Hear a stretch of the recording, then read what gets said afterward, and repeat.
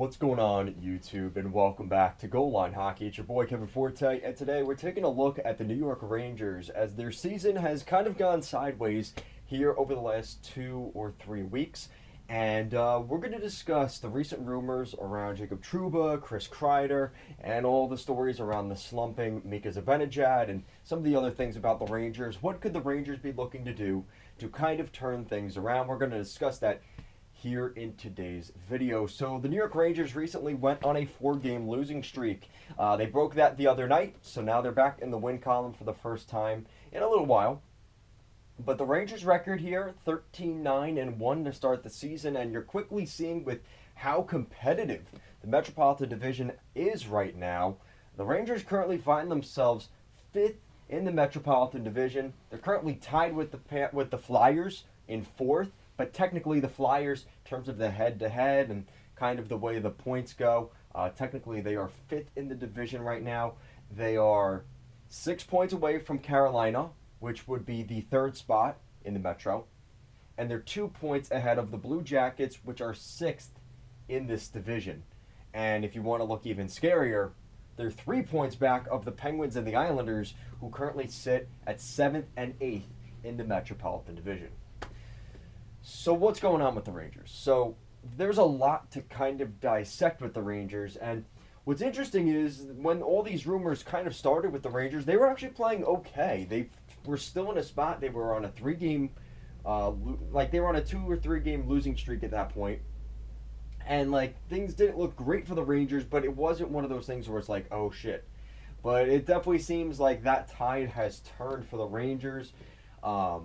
The 5-1 loss in Calgary, a 6-1 loss against the Oilers, a 7-1 loss against the St. Louis Blues. They've just I'm sorry guys, that's not how they lost. I apologize. I completely got the scores wrong. 2-3 loss to Calgary, 6-2 loss to the Oilers. That was a bad loss, and then the Blues lost 5-2. So a little bit of a different score, but still nonetheless, they lost by multiple goals in those games. And then the most recent one against the Flyers, that was a 3-1 loss in Philly on Black Friday. That was an important game. And that's a game that when the Rangers look back later in the season, that's a 4-point game. That's 2 points that the Rangers didn't get. And that's 2 points that a team they could be competing with there in the Eastern Conference or, for a wild card spot or potentially a spot in the Metropolitan Division, maybe even home ice advantage. That's a tough loss early in the season for the Rangers. They finally are able to come over their issues against the team they've done pretty well against this season in the Montreal Canadiens as they beat the Habs 4-3. The schedule doesn't really lighten up too much here, though, for the New York Rangers. Looking at their schedule, they take on the Devils. That's going to be a big game against the Devils on December 2nd, which is tonight, if you're watching this video now. They play the Pittsburgh Penguins later this week. I will be at that game at Madison Square Garden on Friday night, so that's going to be a really fun game. The Rangers have a couple of days off here after this game against the Devils to kind of figure things out and maybe make a trade even or call somebody up. There's a lot of things the Rangers will be able to do this week. Then they take on Seattle and Chicago. So they have a couple of home games against teams from the West that are not in a playoff position right now. Then they have to head up to Buffalo, another non-playoff team. Los Angeles Kings at home. Then they have to take on a couple of those teams in the Central. They head to St. Louis, Nashville, and Dallas to kind of wrap things up right before Christmas. It's one of those things for the Rangers where when we're talking about rumors about Trouba, Kreider, and maybe Zibanejad, but I think based off of how he's playing right now, he's very snake bitten. And, especially in that Philly game, he basically had the corner of the net open. And 2 years ago, Zibanejad scoring that goal 99 out of 100 times. But it just seems like it's in his head a little bit, and he's slumping right now in a really bad time for the Rangers. And, I think their goal is 4. It's 15th in the league. That's kind of low for what we expect from the Rangers, but again, that's that lack of production from a guy like Zibanejad or Kreider and things like that, and that's kind of causing other issues for the rest of the team. Their defense, team-wise, their team defense, it looks good. It's 5th in the league for goals against, but when you watch the Rangers games, this reminds me a lot of old Rangers hockey that I've seen in the Henrik Lundqvist era, Rangers teams that are carried by their goaltender, in this case now it's Igor Shesterkin and no longer Lundqvist, dragging teams to the conference finals, dragging teams potentially to the cup final, but the lack of goal scoring in the playoffs and the lack of just team defense, this is kind of what this Rangers team looks like right now. And they have all the intangibles on this team. You look at this roster, this is a good Rangers roster. Historically, the last couple of years, you look at some of the guys they've had, like Chytil, Trocheck that have come in, Zibanejad, right? They have some really good pieces here that would make you think this team should, at the very least, be a playoff team, and really going even further than that, a team that's competing for a Stanley Cup and going on a cup run.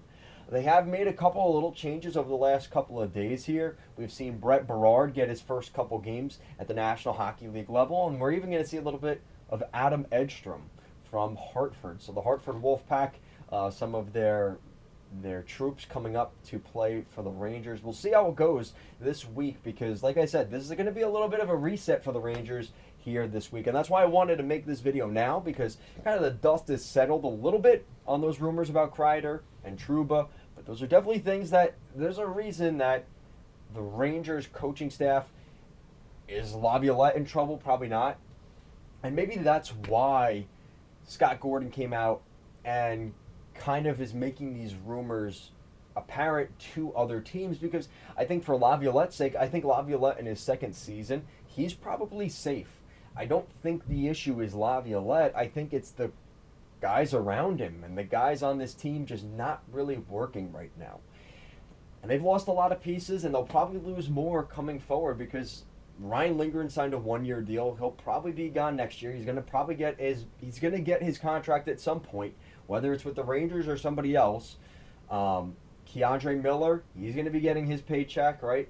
So the Rangers are in that spot where it's kind of reliant on Shesterkin right now, and they need to make some kind of change to maybe just change up the room a little bit. Keep guys on their toes, keep them on edge, and maybe the Rangers will find a little bit more success. I will say the good thing, as long as it stays the course, Igor Shesterkin's play has been incredible, and you really want to see that continue. He's got a .913 save percentage, a .936 save percentage from Jonathan Quick at the ripe young age of 39 years old. It's really nice to see those two guys playing really well, but it's frustrating because you're seeing the team in front of them not really doing what they need to do in order to kind of be convincing their fan base and the management that they are a legit cup contender this year. And when you look at Panarin, he's got 28 points this season. He's playing well. Will Cully, second on the team for points this year. He's got 20 points this year. He's almost a point per game. He's been a really nice story coming out of the Big Apple this year.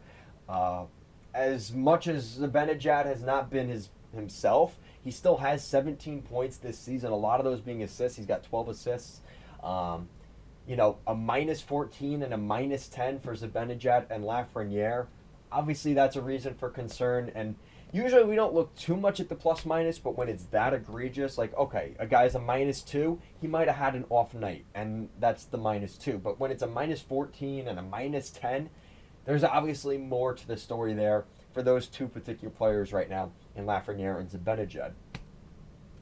But with that said, I want to know what you guys think. Like, what are your guys' thoughts on the Rangers right now? Because I think the Rangers, I mean, the rumors about them maybe bringing in a guy like Evgeny Malkin and things like that, I don't think the Penguins are ready to make that move yet, especially in their own division. Maybe as we get closer to the trade deadline, that rumor gets brought up again. Then again, the salary is going to have to come out because the Rangers do not have the money. If they're going to make a move like bringing in a guy like Malkin, they're going to need to move one of those contracts, whether it's Kreider or Trouba or both. You're going to have to move out money to bring in a player of that caliber. So yeah, that's going to be it for today's video, guys. Thank you so much for watching. I'll see you guys again next time. Peace.